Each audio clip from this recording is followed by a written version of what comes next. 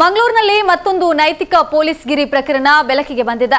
Railway ಹಳಿಯಲ್ಲಿ ಕುಳಿತಿದ್ದ ಅಪ್ರಾಪ್ತ ವಿದ್ಯಾರ್ಥಿಗಳಿಗೆ ಅವಾಚ್ಯ ಶಬ್ದಗಳಿಂದ ಬೈದು ಜಾತಿ ನಿಂದನೆಯನ್ನ ಮಾಡಿ ಹಲ್ಲೆ ನಡೆಸಿದ ಆರೋಪದ ಮೇಲೆ ತಂದೆ ಮತ್ತು ಮಗನ ವಿರುದ್ಧ ಮಂಗಳೂರು ದಕ್ಷಿಣ ಪೊಲೀಸರು ಪ್ರಕರಣವನ್ನ ದಾಖಲಿಸಿದ್ದಾರೆ. ಮಂಗಳೂರು ಹೊರವಲಯದ ಅತ್ತಾವರ ಬಾಬುಗುಡ್ಡೆ ಎಂಬಲ್ಲಿ ಈ ಘಟನೆ ನಡೆದಿದೆ.